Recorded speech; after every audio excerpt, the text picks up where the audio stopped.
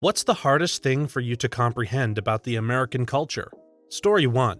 You Americans seem to have both the smartest and most opinionated people and the stupidest, loudest, most opinionated people on Earth coexisting in the same country. Both extremes aren't louder, just the lower end of the spectrum. I think the difference is that in the US, everyone gets a platform and has the confidence to speak out. This is increasingly true for Europe, but not long ago, uneducated people were only loud at the local pub. Otherwise, they didn't get a platform nor had the confidence to speak out unless drunk and/or in a group. As a result, it seemed like people in Europe weren't as ignorant. I don't think it's just being brash, though we are almost obnoxiously loud. It's that we're the least culturally homogenous. China and India both have significantly larger populations, but they have a more homogeneous culture where there's almost agreed upon means of conduct. I'm not saying that they're one giant entity, of course. I'm saying comparatively, we're really culturally disparate. I'm not even talking about different accents. I'm talking about entirely different cultural norms and upbringings. And this isn't just poor versus rich. A wealthy SoCal jerk isn't the same as a wealthy Silicon Valley jerk, despite being both Californians. Great point. We put a high value on individualism, which lately often means acting like a loud, overconfident butthole, but it does lead to a very diverse population.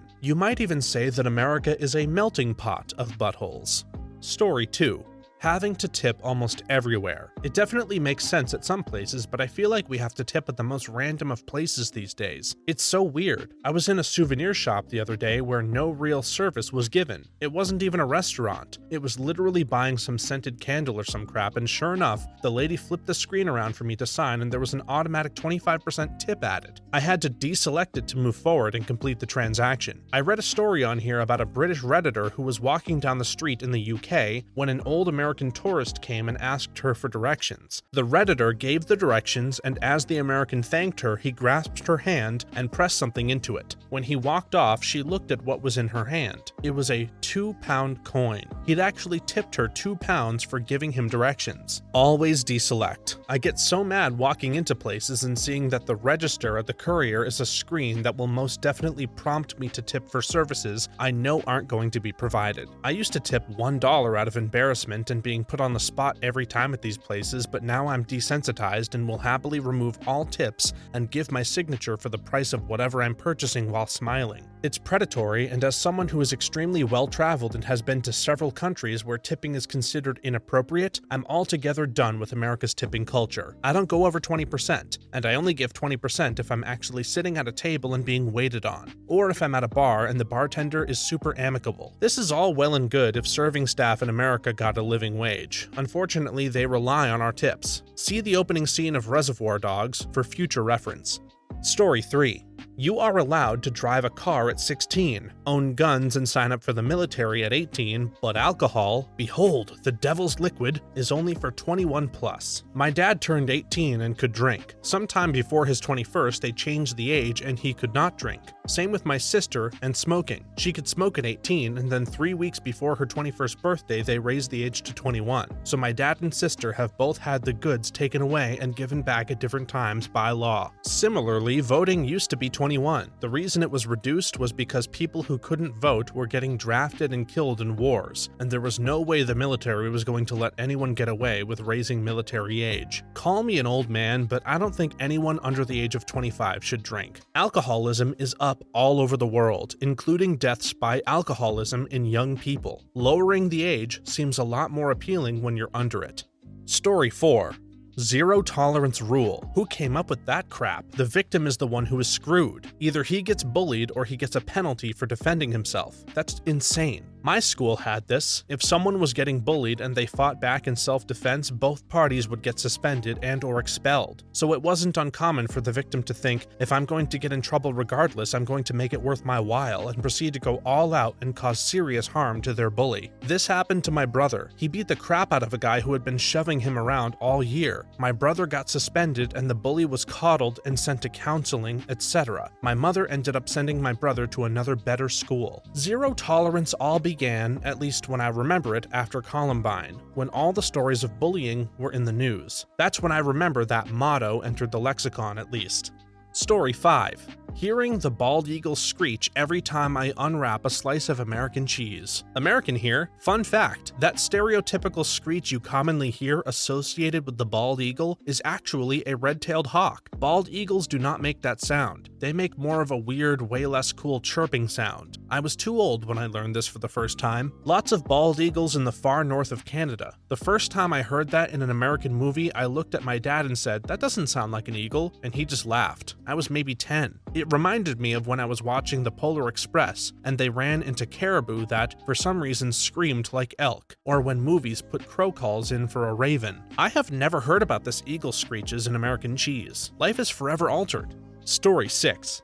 Having 2 weeks vacation or no PTO for most jobs. In my current country, you have to take 2 weeks of mandatory leave in a row, including public holidays. I get about 7 weeks vacation a year. In Denmark, we have 5 weeks of vacation plus 11 holidays, so that ends up at around 7 weeks in total. We don't have mandatory vacation from the government level, but your employer can force you to take all 5 weeks if they want to. If you can't find time to take your vacation, you can have a max of 4 weeks transferred to the next year. I was about to say that. I think it's pretty standard in Western Europe to require a minimum of 4 to 7 weeks. I'm French. Minimum PTO is 5 weeks, and the way the weekly labor hours law is made here, basically the law says weekly labor is 35 hours, but your contract can have a few more hours in exchange of compensatory days off. Means lots of people get more than that as a base. Ever since I've started working, I've always been at 7 weeks PTO. We also have that forced holiday thing. I don't know the exact limits of the law, but your employer can force you to take some of your PTO at the moment they choose. Usually what companies do is that they will completely close for 1 or 2 weeks during the summer and 1 week for Christmas. This is more common for companies with a workshop and/or a production line, as it's easier for them to shut down production on specific weeks rather than have enough people go on vacation for the line to be disrupted and people who show up to work but end up having nothing to do. Yeah, in America, if you take time,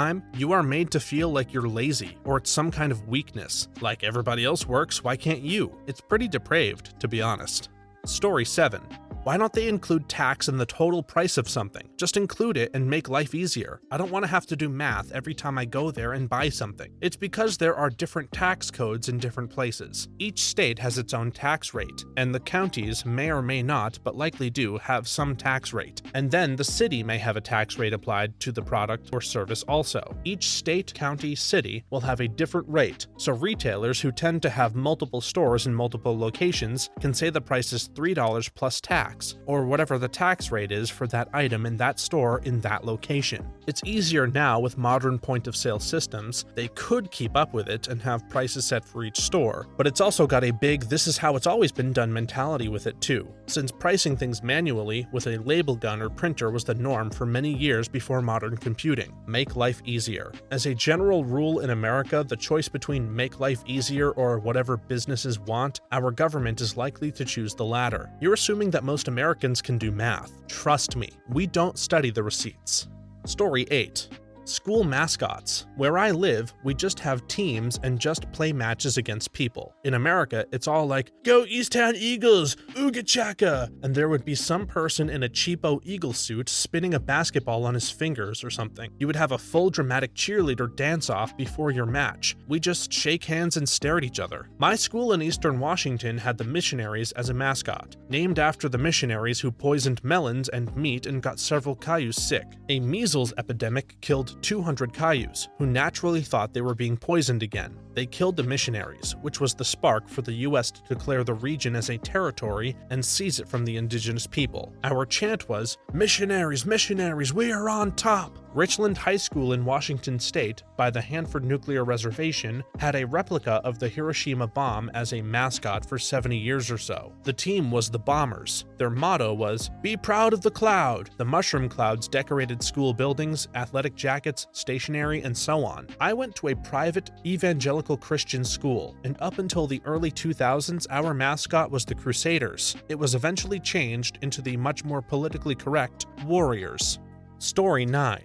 Entering America from Canada is strange. Immediately, I see billboards about abortion and religion. LOL. Yep, I see photos of us and I'm like, WTF? In Poland, a few years ago, they passed a law that banned billboards over a certain size. They have to be a pretty big distance from one another and can obstruct too much skyline, i.e. they are mostly on buildings and walls now. Everything looks much nicer now, and over a certain size, I believe they are considered buildings, so you need a building permit to even place them, making it much harder to spam them around the city. It's not 100% perfect, there are still billboards in stuff, also it varies by city, but it's still much better than the US, for example. That's what I always marvel at when I see pictures of the English countryside. No billboards. It's really wonderful. I've been following an Icelandic site, and they don't seem to allow billboards there either. The curse of America. Advertising. It was the thing that struck me most about America. It felt almost dystopian, LOL. Where I live in Ireland, there are very few billboards. Lots of signage for shops and the like, but very few billboards. I'd hate to be advertised to intrusively for any extended period of time. In the Midwest, you'll see a wide range of billboards, everything from sex shops to anti-abortion and sometimes just big white block letters that say Jesus saves. You have to enjoy it for the freak show it is. Otherwise, you'll go insane. Story 10. Private health insurance that is tied to your employment, and sucks. And yet 50% of the population vehemently defends it. It's so stupid. Ah yes, I'll happily pay $200+ of my paycheck for private insurance that covers nothing and I can't use. Wait, they'll raise our taxes or allocate different uses in my current tax expenditures? I'll pay $30 more in taxes for healthcare? What kind of communism is this? I hate it. I already pay damn close to $100 a month in Medicare. I can't even use, but people call it heresy to have some kind of government healthcare system for everyone. I'm no expert, but I almost guarantee that an option for government healthcare taken out in taxes each paycheck will be substantially less than private insurance. And hell, just make it an option. If you want to opt out and keep private, cool. Now private healthcare is competing with cheap government healthcare. It makes me so damn mad, LMAO. What's so stupid is, in the health insurance model, you're still paying for other people's healthcare. Like insurance companies run at a profit. They're taking in more money than they pay out. Otherwise, they'd go bankrupt. The only difference with the health insurance model is you're also paying for all of that profit. Bonuses, dividends, billing departments, advertising, etc. But imagine if America had great healthcare, we wouldn't have gotten a classic series like Breaking Bad.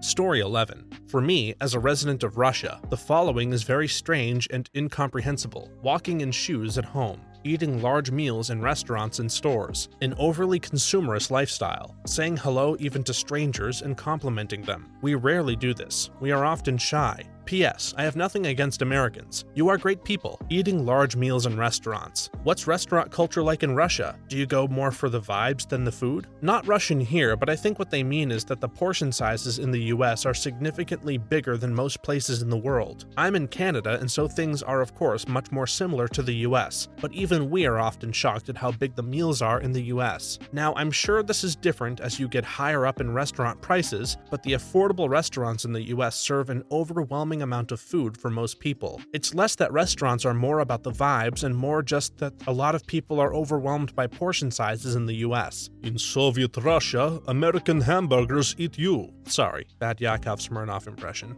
Story 12. The widespread prevalence of completely unnecessary non-medical circumcision in infants. Is it something to do with the country's Puritan origins? Were they trying to prevent masturbating or what? I don't get it. Just had a son 3 months ago and I completely agree. We spoke with a doctor about potential circumcision and ended up deciding against it after speaking with the doctor. He basically told us that unless you're doing it for a religious purpose, there is no health or scientific benefit to circumcision. Teach your child how to properly bathe themselves and you will not need to mutilate babies anymore. It does seem like such an old world solution, like wash your dick and you don't need to cut part of it off. My parents didn't want me to have to clean behind my ears, so now I have no ears. I don't get why it became such a prevalent thing among Gentiles though. Like, isn't circumcision penile cultural appropriation?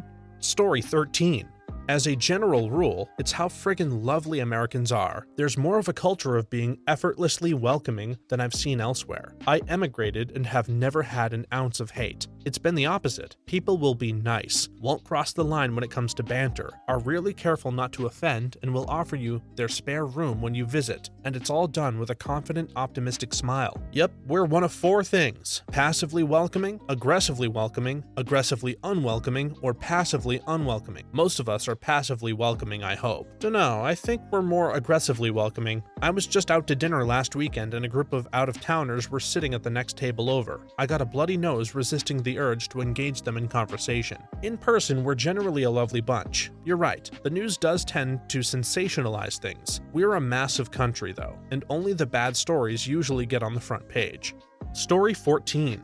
American here, the sheer amount of fear towards others. I think it's related to the prevalence of watching the daily evening news and the popularity of television shows like 2020, Dateline, etc. They make you feel like death and murder is everywhere, when almost all of the stories are from somewhere else far, far away from you. We are a very safe country, but people get off on watching murder porn on the television every week, so they feel unsafe. Man, that stuff just exacerbates the anxieties of women already probably biologically have as far as safety concerns go. I watched a ton of TikToks of women claiming that she couldn't start a small business as a handyman because she'd get murdered. I don't even want to get into how the stats show that men are more likely to be murdered, or the chances of a serial killer getting your ass are just so remote. Even stranger danger versus someone you know being the perpetrator just goes past them. Yeah, well, in a country where there's more guns than people, you try not being a little on edge. Story 15. The obsession about freedom coupled with the atrocious slave away at work till you die culture. How do you not see the clash in values between "we're so free, the freest in the world," and "oh, you should overwork yourself for your boss, never take vacations, and never actually do anything to feel like you're free"? Extends to way more things than just that, but that's the one that feels the most jarring to me. The ones based in bigotry are at least easier to understand. Oh, that's an easy one actually. American ethic of freedom comes joined at the hip to personal responsibility. From an actuarial standpoint, American liberty is all about gaining independence and personal responsibility. Philosophy-wise, that comes with a crap ton of responsibility. It's not a nice and pretty version of freedom where you're free to be beholden to no one and do whatever you wish. Nuh-uh. Bigger freedom, bigger personal responsibility. The old Puritan work ethic is still a strong vein underneath all our big old complex melting pot of cultures. Makes sense in a way. Got a whole bunch of different people and cultures all coming to a new country to make a new life and mixing together. What's the one thing that's going to be some common ground? They all come to build a new life on their own. The one common ethic is autonomy and responsibility and working your butt off to survive and make it. Well, that is a simplified take, but there you go. Well, that's a simplified take. Could have just said freedom isn't free and left it at that, honestly. Freedom's just another word for nothing left to lose, and when people can't even let go of their phones for 2 seconds without crying, well, where's the freedom in that? Story 16. Having to go back to work 6 weeks after having a baby. It's almost criminal to expect that, but so many women have to. Thankful to live in Canada for that reason. It took 8 weeks. I had a couple of weeks of vacation saved up. I was pregnant with twins and terrified I'd get out of bed and it would eat up my maternity leave. I kept begging my doctor to give me a couple more weeks before taking me off work. I went into full-blown labor at work at 8 a.m. It was 9 weeks early. I assumed the doctor would stop my labor and send me on my way. I had an appointment at 1 p.m., so I kept working while in labor until 1 p.m. I went to the doctor and he said, "How are you even walking right now? Does it feel like there's a bowling ball between your legs? We have to admit you to the labor and delivery ward." My fear of losing my job caused me to ask if I can go back to work for an hour to handle everything and prepare for leave. My doctor called my boss and explained I cannot leave the hospital, but I was concerned about work, and he needed me to focus on myself and my babies. My boss came by the hospital and brought some of my work, and I gave her my keys. They slowed my labor as much as they could as they pumped me full of steroids. I was in active labor for 3 days. My babies were healthy but really premature and needed to gain weight before they could leave the hospital. They were in the NICU for 4 weeks, so I only had 4 weeks with my newborns before I had to return. There was no daycare that I trusted to handle their special needs being premature babies. My mom helped out as much as she could, but her health prevented her from helping more. I also already had a 4-year-old and I was single. Eventually, they were old enough for daycare. That was $320 per week for all 3. I applied for help with daycare and was told I made too much money. This was in 2004, and I only made $11 per hour. I found a loophole in that they had health issues from being so tiny and delayed development because they were developing according to their gestational age. I was able to get them into an all-day medical facility which insurance paid for. Good thing, because I wasn't able to eat like I needed to, so the breast milk would be healthy for the babies. I couldn't afford it due to paying for daycare. It was rough for a while, but I got promotions and things got better. I'm sorry you had to go through all of that. I'm sure you realize that you just described a dystopian nightmare, and any boss that thinks bringing work to a woman having premature labor at a hospital is appropriate should themselves be admitted for psychiatric evaluation. Thank you. It was cathartic when I finally quit. Quitting for righteous reasons, especially when it comes to family, is always a great feeling. Even if you don't have a great safety net, there's freedom in it. Story 17. Been here for just over a year. Y'all buy a lot of stuff. There are a lot of prepackaged things that people buy that seem to suck the soul out of everything. On Halloween, everyone had put up Halloween decorations that were bought from a store. Looked and felt completely soulless. Kids running around dressed in outfits they pulled out of a package. The entertainment seems prepackaged, and the news feels prepackaged. Fun feels prepackaged. It sometimes feels like corporations are the real organisms and we, humans, are just part of their machine. I never felt like this until I got into the US. What all those angsty American authors were talking about, things like Fight Club, etc., really resonated with me in the context of actually living in America. I have found ways to feel more human, found some community and some beautiful people, but some of the Americans I meet are so sucked into buying their life and identity off of Amazon and Netflix that they look like zombies, and it's creepy as hell. A lot of people here don't have any real passion about anything, but like to pretend they do. If things are easily purchasable and discardable, they can pretend they are for a day or two every once in a while. I'm American and I agree with all of this. It's unbearable to me my whole life. It's plastic and dead and soulless. The lawns are perfectly manicured. Americans worship efficiency, safety, and predictability. They hand each other gift cards which are safe, efficient, and predictable. Nothing bad can ever happen. A flat tire ruins the day. Someone actually talks to you, bothersome and unproductive. Get the packaged food delivered, and I'll order from Amazon, and the algorithm will tell me what to watch. Totally soul-crushing country. Everything has a price in America. If one person has a need for it and someone can make a penny over their cost, they will try. Story 18.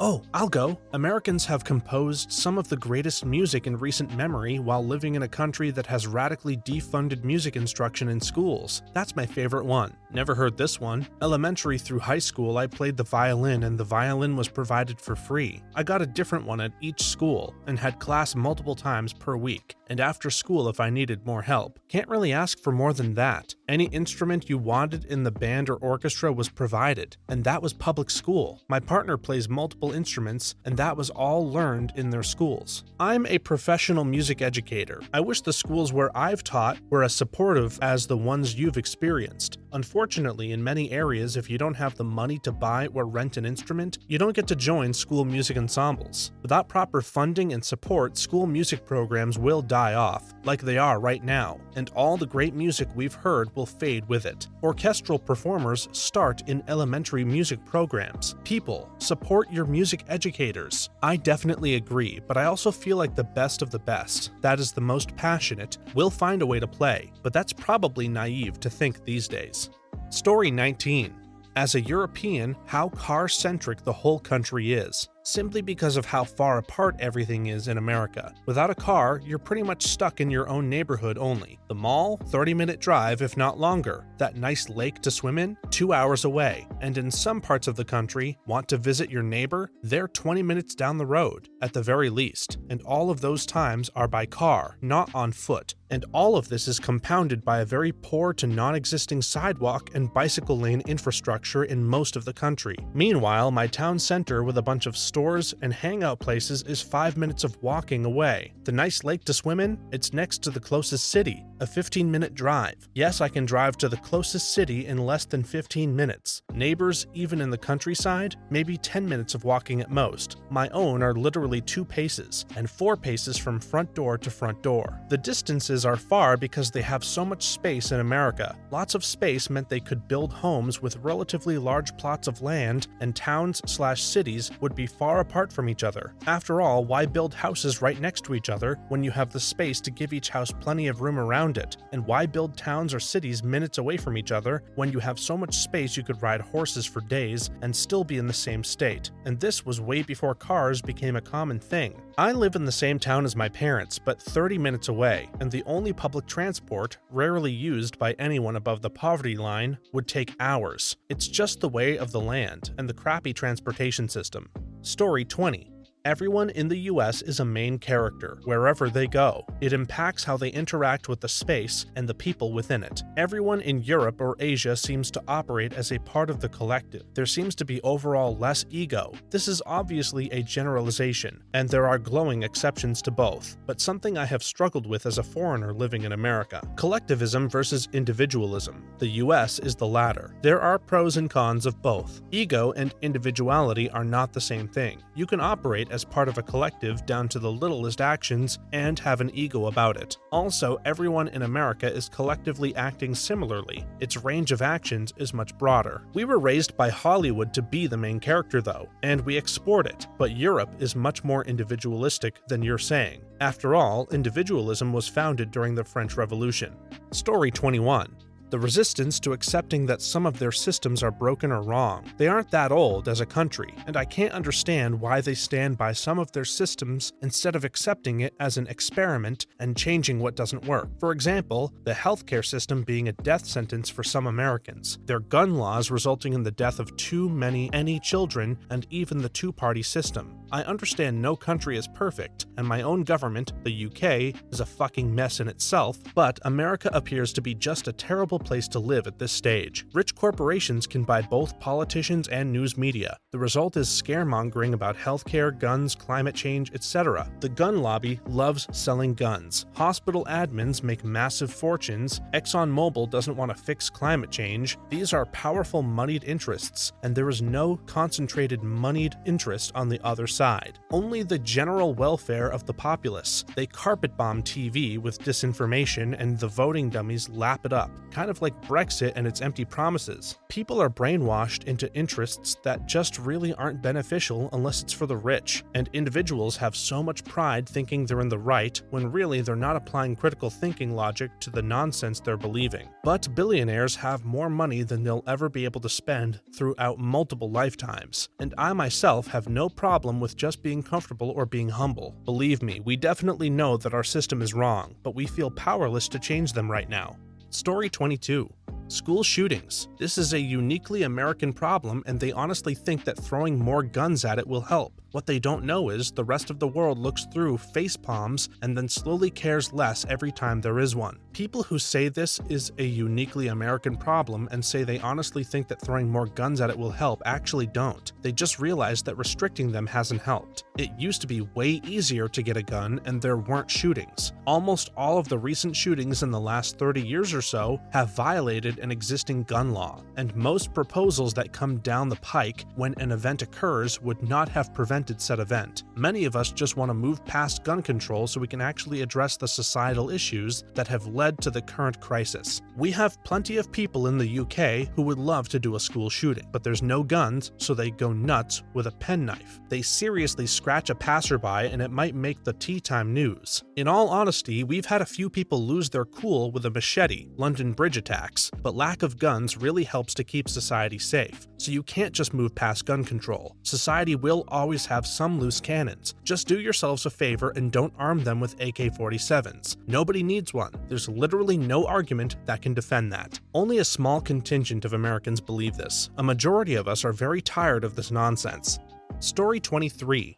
How people with more opportunity than any other in the world can hate their country so much, and why do they have to follow the thoughts of others and can't think for themselves? Just because life for the rich is amazing doesn't mean that life isn't shit for the average person. Most Americans live paycheck to paycheck statistically. Our housing programs are garbage. Our overweight/obesity rate is 80%, and you can guess the income bracket of the 20%. Yeah, sure, be proud of that. Day to day is the most important thing, and I feel like day today here is an oppressive prison filled with drugs and obesity. Not much sex going on these days either. I wonder why. Try to find the silver linings. If you dwell on drug and obesity statistics, or that work sucks, life will be crap. Try to find the good things and think about how you can not only focus on them, but how you can multiply them. I don't like how much I have to work to feed and keep a roof over my kids' heads, but I try to make the best of it and spend as much time with them as possible. Hopefully, they will have a better life than mine. That is the goal. I can't whine and complain only thinking about myself anymore. I've got to do everything I can to raise them right and hope they don't make the same mistakes and waste time, like I did when I should have been busting my butt then. If I had, maybe I wouldn't be killing myself just to get by now. Can't blame anyone but myself. It's been bred out of us through decades of pharmaceuticals and technology. You're welcome.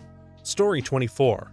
As usual, half the responses are not American things. They think real life is what they see on Reddit. Glad I'm not the only one who thought this. America. Hell yeah. Thanks for watching until the end. If you have a similar story or an opinion that you'd like to share, please leave it in the comments below. Just please remember to be respectful. If you liked this video, please leave us a like and subscribe. For more videos like this one right now, please stop by our channel. Thanks again, and see you next time.